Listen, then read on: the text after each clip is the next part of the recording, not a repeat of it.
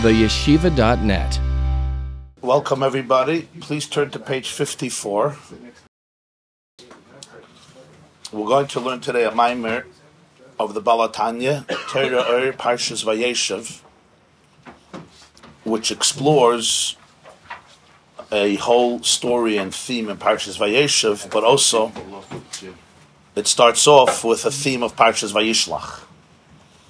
So it really connects to both Parshas this week and next week, Vayishlach, Vayeishev. And this is a maimer from Tov Kuf Samach He, which means 1804, the end of 1804.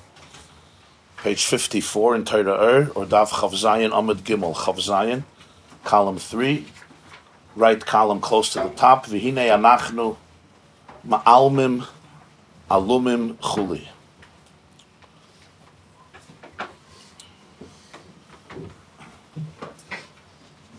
Just as an introduction, the themes that we're going to be touching upon are dealt with in quite a few Maimarim of the Balatanya, of the Alter Rebbe. But very often, there's an expression in Chazal, in Yerushalmi, Divrei Torah aniyim b'makam echad, v'ashirim b'makam acher. Torah, words of Torah are poor in one place and wealthy in another place, which means sometimes a concept is explored very briefly in one place, and in order to appreciate it, you have to go to another place, and conversely. Here he touches on a theme that he touches in many Maimarim, but there's a unique elaboration here that is extraordinary in the sense of him dissecting and explaining the ideas in a very detailed and comprehensible fashion and applicable fashion, as you will see. In addition to that, it tackles one of the great mysterious stories that will occupy the second half of Sefer Bereshis. Vayeishev, Miketz, and Vayigash, and Vayechi, story of Yosef and his brothers.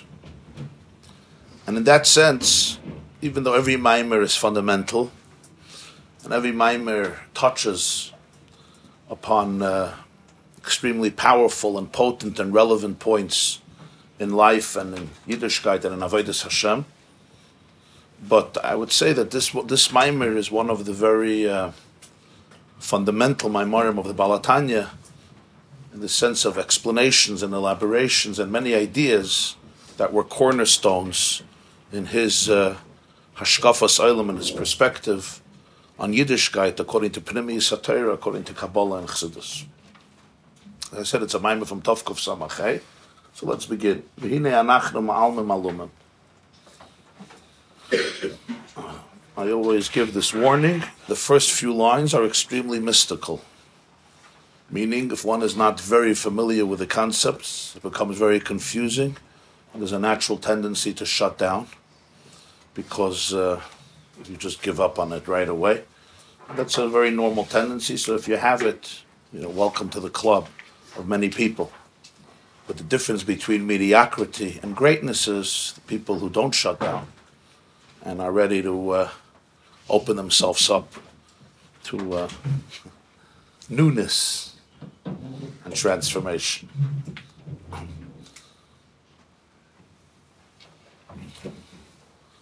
So you'll be able to make that choice between mediocrity and greatness on this bright Monday morning, even before you went to your therapist, because it's only 7:10 a.m.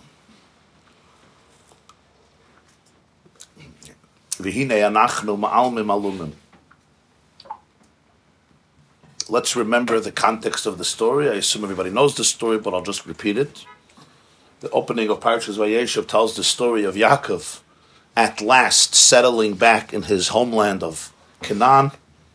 His son is 17 years old, Yosef, his second to his youngest son at the time, Rachel's oldest.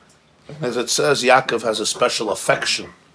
Yisrael loves Yosef more than all of his other children. And the brothers loathe him, they despise him. Vayisnu, I say, they dislike him. They can't speak to him peacefully. What happens at this point is Yosef has a dream. And not only he has the dream, but he shares the dream with his brothers, which only increases the disdain or the sense of dislike.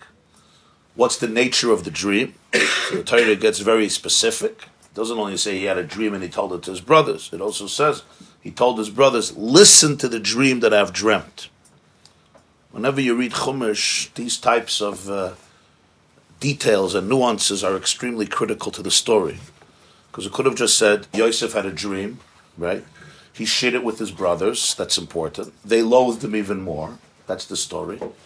And then you might say what the dream is. And Yosef said, and Yosef told them the dream. Yosef said, the dream. But there's a whole pasuk where he tells them, Shimu na'achaloi mazar shechalamti. He's not only telling it to them, he's telling them, listen please to the dream that I'm dreaming.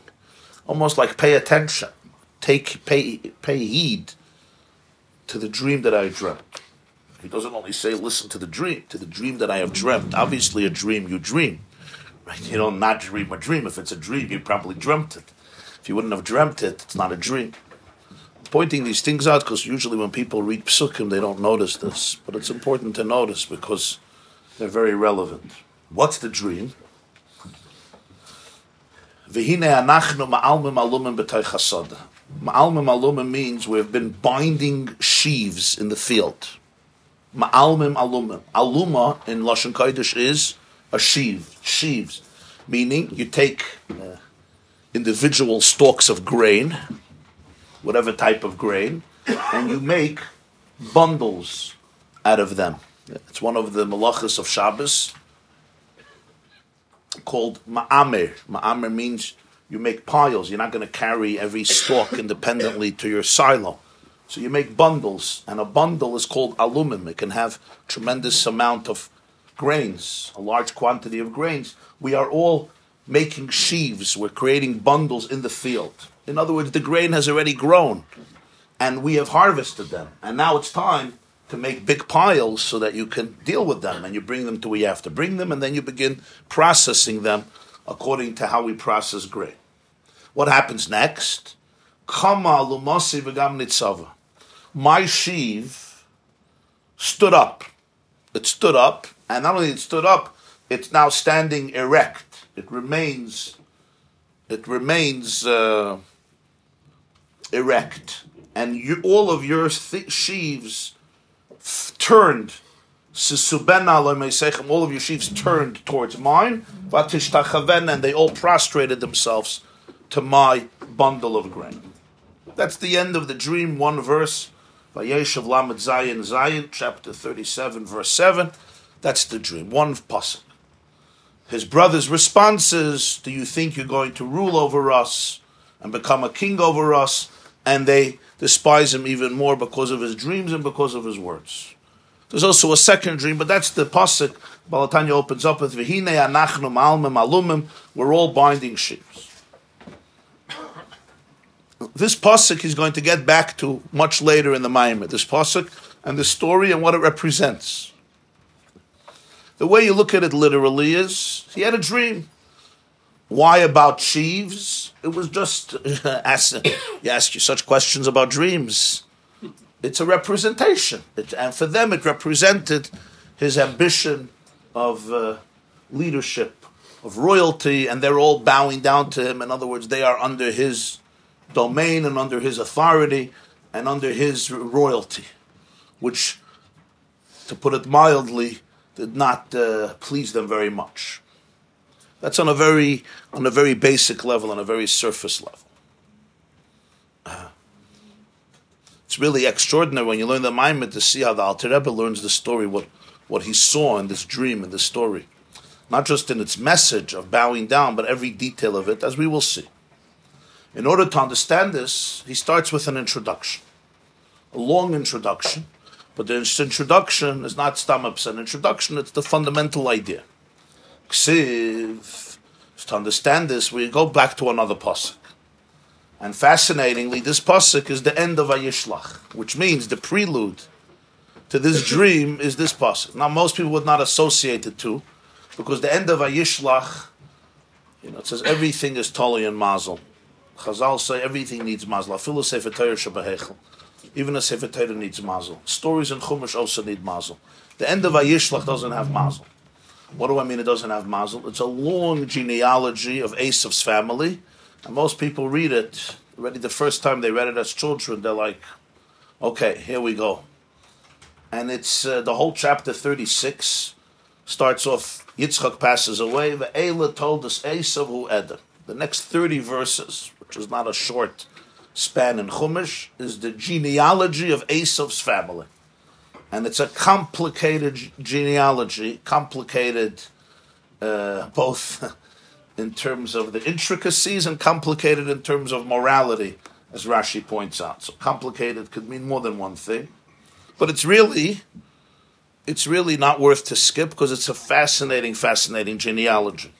After 30 psukim comes Pasuk 31, because the chapter is 43 psukim, so a very long chapter. And it's all the genealogy of Esav. And Pasuk Lamed Aleph, and this is the end of Vayishlach, Ve'ela ha'malachim asher malchu be'eretz Edom lifnei melach melech lebnei Yisrael. And here are all the kings who ruled in the land called Edom, which was the country of Esav, before the Jewish people ever had a king. So here's a list of kings that Edom had before Jews ever had a king. Lifnei melech melech lebnei Yisrael. And the pasuk goes through 8 kings of the land of Edom. And remember, they all ruled before there was ever a Jewish king. First Jewish king would be Shul HaMelech. That would be a few hundred years after the Jews entered Eretz Yisrael. All these kings precede Jewish royalty. And he starts going through the list. The first king's name is Bela. He lives in a place called Dinhava. The next scene is he died. He was replaced by a man named Yoivav in a city called Botzra. Yoivav died. He was succeeded by a man named Chusham, a place called Teimani. Chusham died. Next guy is Hadad. Hadad, who we know went to war with Midian, and he comes from a place called Avis. Hadad dies. Next guy is Samla. He comes from a place called Masreka. You're going to be tested on all of this, so pay attention. Samla dies. The next guy is Shul. Interesting, this is already a Psahemisha name. Comes from a place called Rechovis Hanar, the broad river. Shul dies, and the next fellow who succeeds him is a man named Baal Chanan, who is the son of Achbar. Baal Chanan, the son of Achbar, dies, and who succeeds him, a man named Hadar, from a city called Po. And finally, at last, we're introduced to his wife, whose name is Mehetav El. Her father's name is Matred Bas Meizav, and he's the 8th. Baal Hadar, who replaces Baal Chanan, that's number 8. So we had Bela, and we had, who died, we had Yoivav, and then we had Chusham, number 3. We had Hadad ben Bedad is number 4. We had Samla, number 5. We had Shaul, number 6. We had Baal Chanan ben Achbar, number 7. Each one dies right away. They rule, they die, and somebody succeeds them. And then we have Hadar, who is number 8. We have his wife's name. About Hadar, it doesn't say he died. All of the first 7, it says Vayamas, and there's a replacement. Hadar, there's no death. Torah does not record the fact that he died. And this is how this chapter 36 ends, with the genealogy of Esav and the royalty, the family of royalty in the land of Esav and Edom. This is all before Jews ever had a king. This is done. Now starts Vayeishev, going back to Yaakov's family, starting with the story of Yosef and his brothers in the dream. Says the Maimer, We know what time frame that's written. What time frame that's written? No idea. I certainly don't know. Ksiv Eila Malachim Asher Malchu Chuli. The Pasuk tells us at the end of Vayishlach, these are the kings who ruled in Edom before there was ever a Jewish king. And he right away goes in to the spiritual and mystical interpretation. Shehein Zayin Malkin Kadmoyin de Toyu. They represent 7 kings. Kadmoyin means primordial, from the word Kedem, Kadmoyin. They're the primordial kings. They're the kings that are there early on, Lifnei, before Jews ever had a king, representing the 7 primordial kings of Tohu, of a world or a reality called Tohu, which literally means chaos. Shenoflu b'shviras hakelim. And these 7 kings all went through a nefila. They all went through a... Epiphany? No, not an epiphany. They fell. They fell. A downfall. In a process called Shviras HaKelim, which is going to be explained, a process called the breaking of the vessels or the shattering of the vessels, and as a result of that, they fell down Lamata to a space which we consider Mata. You may consider it the abyss or a very low space. L'shem ban da Atzilus. The fall actually is to a space that we call Kabbalistically the name of Ban, the name of 52, Nun Beis is 52, the name of 52 of the world called Atzilus, which is Makar de Bri Yitzirasi, which is the source of another 3 worlds below Atzilus called Bria and Yitzir and Asir. Umisham, and from there Yardu Bebri Yitzirasi, and from there these 7 kings descended into the worlds of Bri Yitzirasi. V'zeu inyan misas hamalachim, and this is the concept of the death of all of these kings, ki yadua, as is known. Whenever you see the word ki yadua, you could know that it's not known. In other words, it's known to those who know. It's known, but it's known to those who know. To those who don't know, it's unknown. But ki yadua, it's known, I guess, to those who have to know, or those who know it's known. So what did he say? Just push the words. I'm not trying to explain now. Just the vocabulary is important. There's 7 kings. He calls them 7 kings of Tayu. They all died. He doesn't say 8 because Anahadara doesn't say he died. First 7 it says they died. They were all there before the Jewish people ever had a king, which obviously is representing something. This is a place that precedes Malchus, connected to Judaism and the Jewish people. They come from a place called Tayu. There was a process called the shattering of the vessels. They fell into a space which we call the name of Ban, of Atzilus, which is the source of Bri Yitzir Asiyah. From there they fall down even lower, and this is the concept of the death of the king. We're not explaining the concept here. We're just trying to learn the setup of the words, the terminology, the vocabulary, what he said. V'hine b'shviras hakelim, in this process of the shattering of the vessels, which is the death of the kings, because there was a shattering, there was a breakage, something broke. Naflu kama b'chinas. Different components fell. What do we mean? Dahainu. Hein b'chinas neshamas, hein b'chinas malachim, ve'hein b'chinas koiches alakim atzma. 3 components went through a nefila. Neshamas, souls. Malachim, we usually translate as angels, whatever that's supposed to mean. And the third thing is koiches elakim atzma, divine energies themselves. Not only neshamas and malachim, which are more or less created, but koiches elakim means divine koiches, divine faculties or characteristics or energies. They themselves fell. Kulam nishberu. They all broke. They all went through this shvira. V'naflu lamata b'bri yitzirasi, and all fell down and arrived in the worlds known as Bia, which is an acronym for Bri Yitzirasi.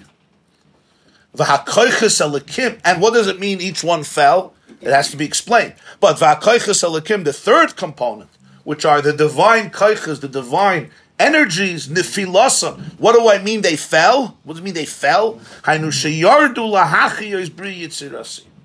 They descended to vivify, to give life and animation and chiyus to the universe is called Bria and Yitzir Nasi. That's what we mean they fell. They fell, they descended. Why is it called falling? Because it's called a fall. We'll soon see why it's called a fall. There's a gradual descent, and then there's what you call a fall. It's also a descent, but it's anything but gradual and incremental and more structured and calculated and secure. Somebody goes down, somebody goes down, and somebody falls. It's a different experience. So what does it mean, the philosophy that they went down to give life to Bri Yitzirasi?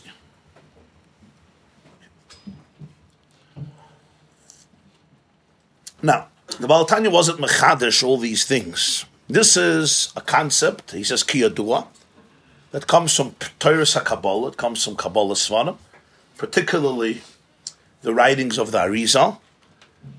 Anybody who's even very superficially familiar with any of the terminology of the Arizal lived in the 1500s.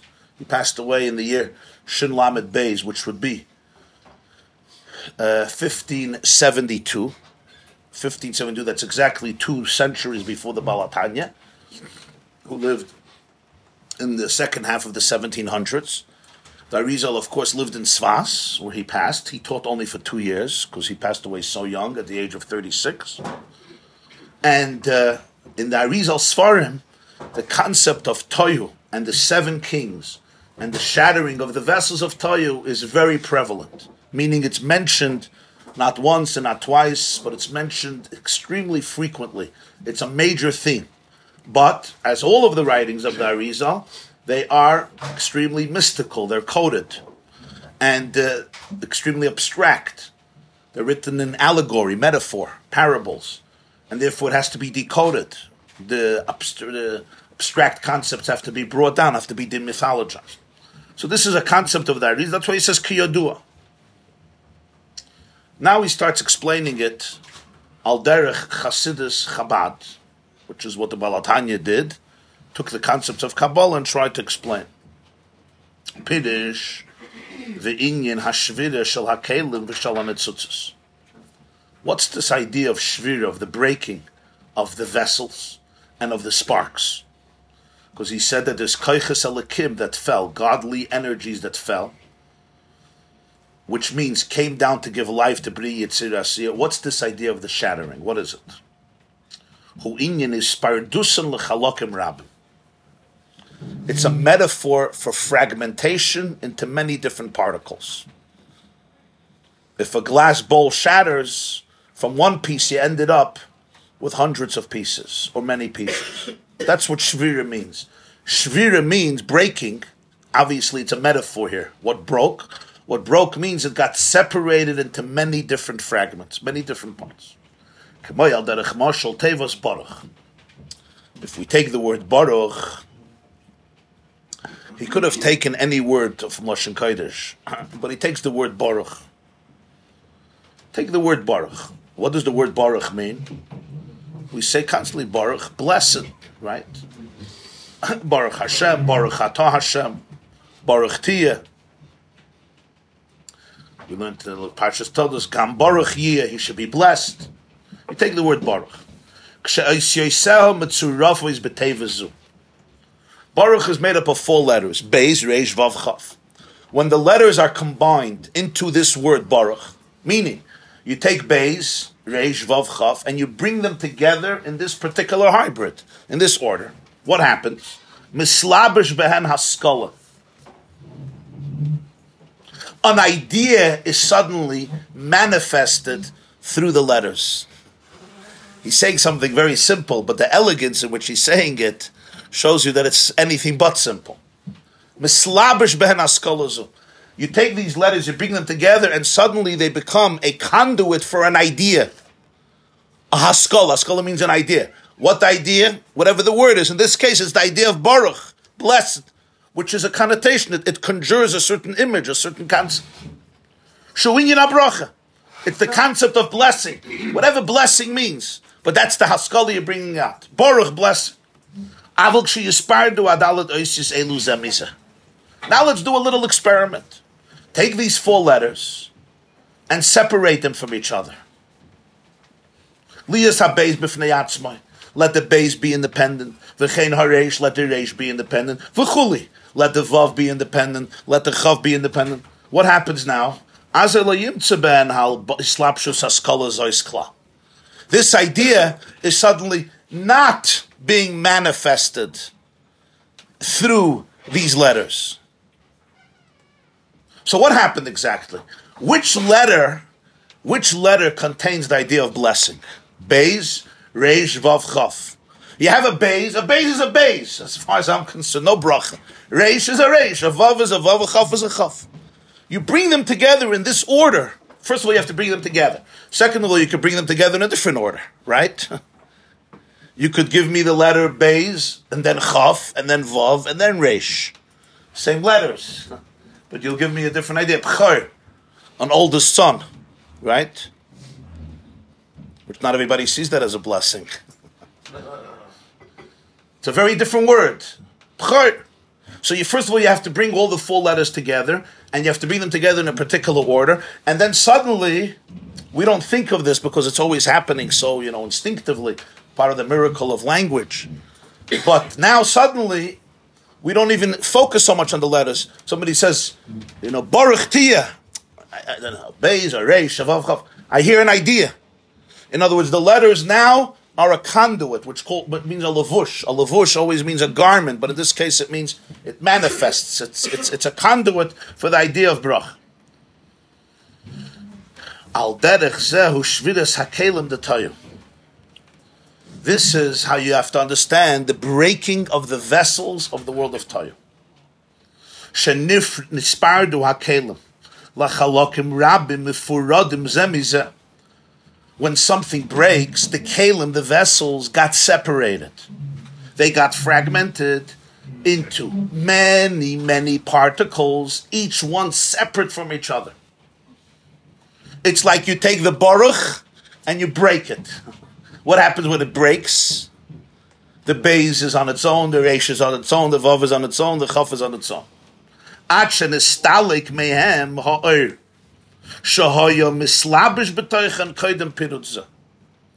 The light that was being manifested through the vessels before this breaking, before this fragmentation, is now gone. It departed. Just like the idea of Baruch and the idea we're calling the light here. The letters are the vessels. You cannot convey ideas without language. Right? Everybody knows that. You cannot convey an idea without language. You have to think about it, certainly when you want to say it, even when you want to think about it, you want to write it. When you're reading a book, any book, or you're even hearing somebody speak, you're not hearing ideas, you're hearing letters, you're hearing the alphabet. If somebody doesn't know the language, what are they hearing? All they're hearing is oisius. If you understand the language, you're not hearing oisius, you're hearing the or that comes through the oisius. This is a very serious process. Again, we take it for granted, like we take many things for granted. But it's a serious process. You can hear somebody speaking in another language, right? Or you're reading a book that's in another language, or it's too complicated for you. You see all the letters, and you may learn the alphabet of B'Sehalf Taftaita Bankas. Maybe happening right now, as far as I'm concerned. I'm not sure. Huh? Marisha named the animals because you had combined the letters to create what it was. Yeah. So the oisius, when they come together, there is an or that comes through them. Like Baruch, or take any word. And then, that's how the word. Sentence is much more or. And a paragraph is much more or. And a chapter, and then a whole book. And it goes on and on. Yes, Zes Sefer Tel the Sodom. Now you take the letters, you shatter them. What happened? Where did the light go? What happened? The base is still a base, didn't get destroyed. The reish is still a reish. The vav is still a vav. Chaf is still a chaf. So what happened to the light?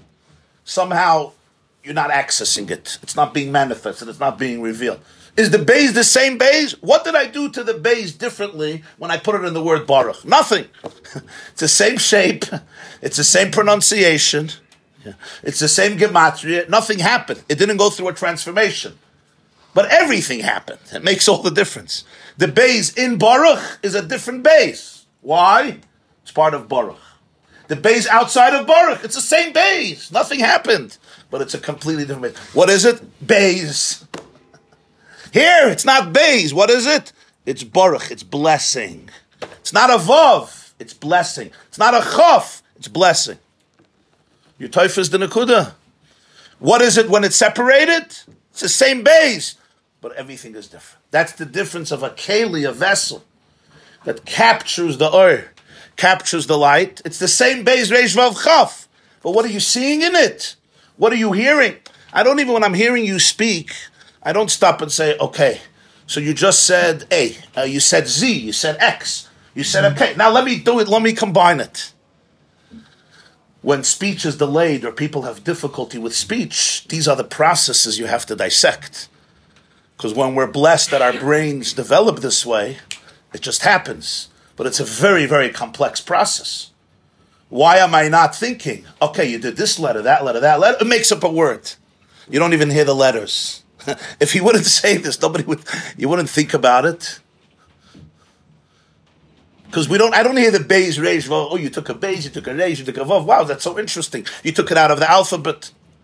But that's really what's happening. But what am I hearing? I'm not hearing the Keli. I'm hearing the Ur. I'm hearing the Baruch through the letters. When you separate the letters, suddenly what are you left with? You're left with the Keli. It's the same thing. Nothing changed. But everything changed. So what's Shviras HaKelim? Shviras HaKelim then is the concept. The Keli is exactly the same Keli. So we suddenly learn here what breaking of the vessels mean. Breaking of the vessels doesn't mean the keli was broken, like physically. You take a keli, you break it, nothing left. There's just glass all over your kitchen. Spiritually, what does that mean? Spiritually, that doesn't happen. There's no glass all over your kitchen. Something much more profound is happening, and that is the Baruch didn't break, the Beis didn't break, the word broke. And when the word broke, every letter is on its own. But what is it? It tells you a whole different story. Or to put it differently, it doesn't tell you that story anymore. It just says, I'm a Beis. Where do you come from? I don't know. I'm just a Beis. I'm a Reish, I'm a Vav, I'm a Chav. So v'al derech zeh shviras hakelim detoyu. Shenispardu hakelim l'chalokim rab mefuradim zeh mizeh at shenistalik mem ha'or shoyim eslabish b'toichem koydem pidutze. The oil that was manifested through the kelim before the separation is now gone. Umitzad zeh, and because of this, yordu b'madrege b'bchines bri yitzirasi. This is what causes that we say that the kelim descended to a different level, to the worlds we call bria, yitzira, asiya. What happens? V'nishavu mizeh oilamas hanefradim. From these kelim emerge fragmented universes, fragmented worlds. What do we mean fragmented? Bruyim rabim minim minim shainim. Endless diversity of creatures, of living organisms, and all types of creatures, spiritual and physical, but there's one common denominator. They are rabim. There's many different people and different things and different mammals and different organisms and different creations, not just different but similar, minim and minim shainim, completely different species and different gradations. Suddenly there is endless diversity. Many, rabim. That's all initiated in Bria, even more in Yitzira, and even more in Asiya. The hallmark of our world is fragmentation. Fragmentation is minim shoyna. Kislev, as the pasuk says, hayesh mispor ligdudav. Is there a number to God's legions? Meaning it's endless. There's so many.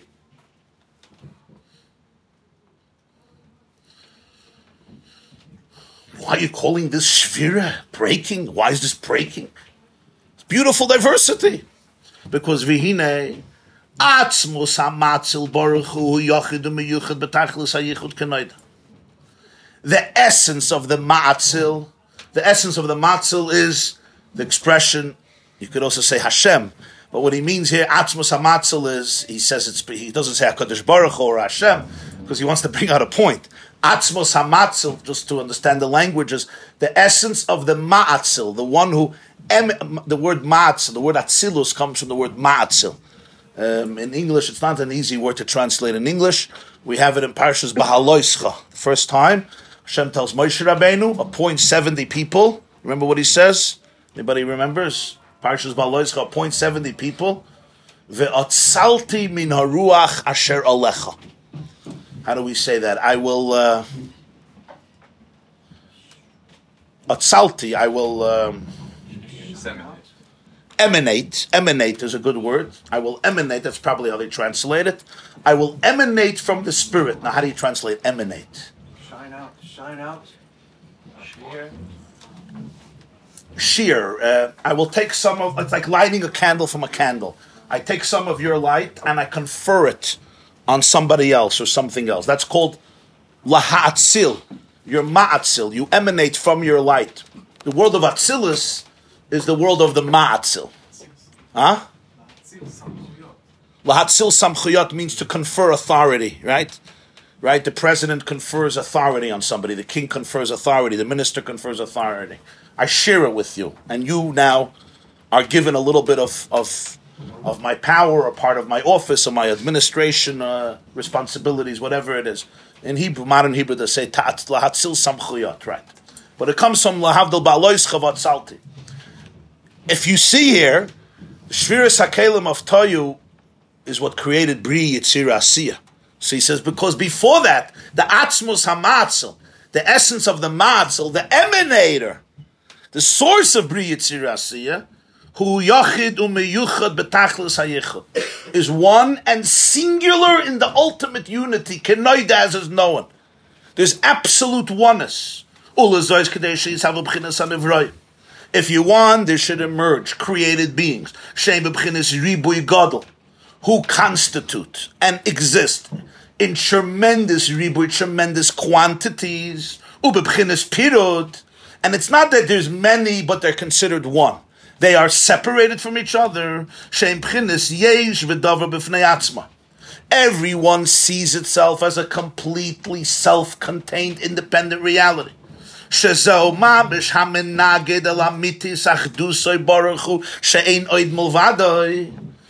is the ultimate opposition to the true unity that really exists.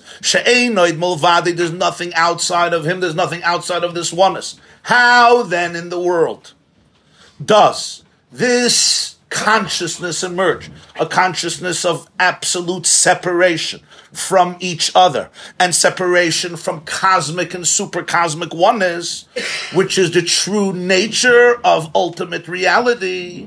How do you get to that place of consciousness, which is mamish ha-menagid? In other words, it's not a fake menagid. It's mamish ha-menagid. It's a complete opposition to true oneness. This is where the process of Shviras HaKelim is indispensable. Why? Since the vessels got fragmented into many little particles, this is what creates the multitudes of all created beings. Plus,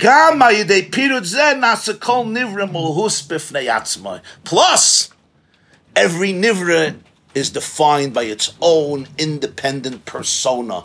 It has its own essence, its own chemistry, its own identity. Kol malach muvdal mechaveda. This is the process of Shviras HaKelim. This is why it's so vital and indispensable to the entire emergence of the worlds as we know them, as he will continue to explain.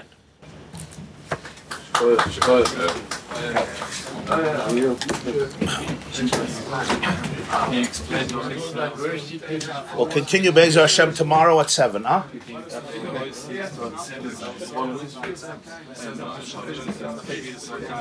But over there's no Shviras HaKelim yet. The Kelim were, it's like Beis, Reish. Beis is a Keli, Reish is a Keli, Vav is a Keli, Chav is a Keli. When they're together, they're not in a war with each other. Beis doesn't say, you're a Reish, I'm a Beis. Ge'avek. They're one. It's one word, Baruch. Who's more meyuchas? The Chav, the Reish. You understand? Because why? Because the definition of the Keli is that it's a Keli for the Oir. That's the definition. If it's a Keli for the Oir, there's one Oir. So the Oir comes out through the Keli. But the moment you separate the letters, wait, excuse me, I'm a Beis, I'm a Reish. Don't confuse us. Maybe we look alike, but we're not the same. Suddenly I'm a different Metzias. What happened? I don't understand. The answer is Shviras HaKelim. The Kelim broke. The Oir is gone. How's the Oir gone? The moment we separated, the Oir is not being manifested through me. The Oir is not being manifested through me. Now I have to look for myself. So who am I? Oh, I'm a Beis. You're a Reish. You're not part of the family. Sorry. Really? You're not part of the tribe. Before Shviras HaKelim, there was no diversity. Yeah. There could be diversity. You can have a book. You can have endless letters, but it's diversity, but not fragmentation. You understand the difference? No. Not division. Not division. Beis, Reish, Vav, Chaf is diversity. It's not the same 4 letters. If you would have the same letters, Beis, Beis, Beis, Beis, you're not getting your word. But there's no division. There's oneness. In a way, when you have broken, they're even greater than when they were together. So now they can form any word they want. It's even more. If they form words, if they're separate, yeah. Before they weren't able to Create creativity. In that sense, yeah. Creativity, yeah. The letters now could be completely reconstrued or misconstrued. When you speak, you can say the word or syllable in one shot. When you write, you have to write one letter at a time. Also, So, how do you explain that okay, difference? listen, there's writing and there's speaking each one. There's also thought, there's machshava, there's dibur, there's ksav, there's machshava, dibur, and maisa. That also play into the difference between Torah and Sav and Torah Shabbat. Also, yeah. Also, yeah. Have a great day. Like hearing one sounding like something bad, something good. No. Yes, sir. It's not about good or bad. It's about understanding the reality of the dual identity of the world.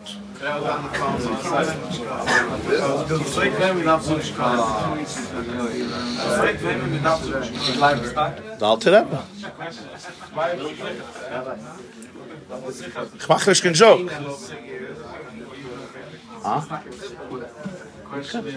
I'm not revealing the secrets of the atom bomb. This is deeper.